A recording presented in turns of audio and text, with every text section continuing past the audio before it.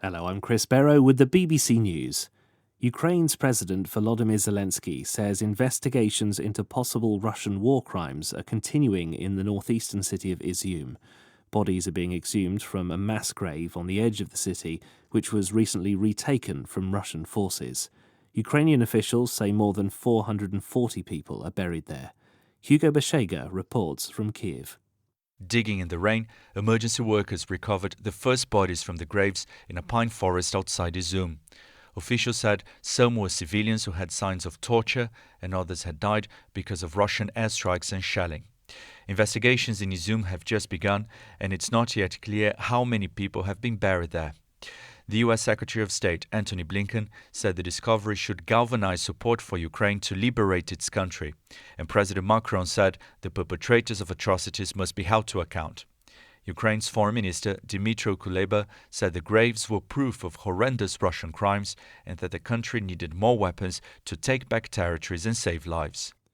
As Britain prepares for the state funeral of Queen Elizabeth, human rights groups have criticised the decision to invite the Crown Prince of Saudi Arabia, Mohammed bin Salman, the de facto ruler. Here's Frank Gardner.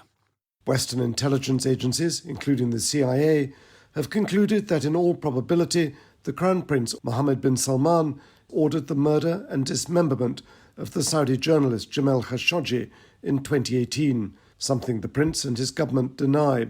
Earlier that year, the Crown Prince was given a red carpet welcome in Britain, but the stain of the Khashoggi murder left the Crown Prince with a pariah status in the West that he is now keen to shake off. This would be his first visit to Britain since that murder. Police in London say they've arrested a man following a disturbance at Queen Elizabeth's lying-in state at Westminster Hall on Friday night. The man was arrested under the Public Order Act and is currently in custody.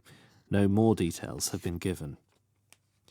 A small town in the Netherlands has taken Twitter to court after becoming the centre of an online conspiracy theory. Bodegraven is demanding the social media platform remove all messages relating to a supposed ring of satanic paedophiles. The town has been the focus of baseless stories about the abuse and murder of children. Anna Holligan reports. Last year, the court ordered the men behind the conspiracy theory to immediately remove all their tweets, threats and other content linked to the story, but the claims continue to circulate. According to Twitter, it is completely impossible to delete all tweets that reflect the ideas of conspiracy theorists. The firm's lawyers told the court it would lead to over-blocking, in which legitimate expressions would be removed. A ruling is due next month. This is the World News from the BBC. Anti-government protests, looting and acts of vandalism have been reported across Haiti, with demonstrators calling for the immediate resignation of the Prime Minister, Ariel Henry. The protests, which began last month, gained new momentum earlier this week when the government announced the decision to hike fuel prices by more than 100%.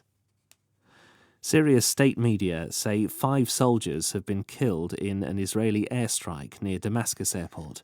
The official news agency said the attack damaged some infrastructure and that some of the missiles were intercepted. The London-based Syrian Observatory for Human Rights said Israel targeted sites where Iran-backed militia groups were stationed and that 2 of these fighters were also killed. A group of 8 cheetahs has arrived in India from Namibia 70 years after the world's fastest land animal was officially declared extinct in the country. Here's Naresh Kaushik. A special aircraft carrying 5 female and 3 male cheetahs from Namibia landed in the central Indian city of Gwalior earlier today. They are the first batch of about 20 to come from South Africa and Namibia, home to more than a third of the world's cheetahs. It's the first time a large carnivore has been moved from one continent to another and reintroduced into the wild. Although there is a lot of excitement in India that cheetahs will roam there for the first time since 1952, there are also fears for their safety, as their new home, Kuno National Park, has a sizable leopard population which could kill cheetah cubs.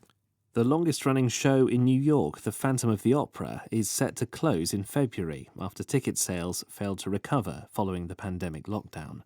The musical by Andrew Lloyd Webber premiered in the city in 1988. Theatres in New York have struggled to recover from the pandemic. BBC News.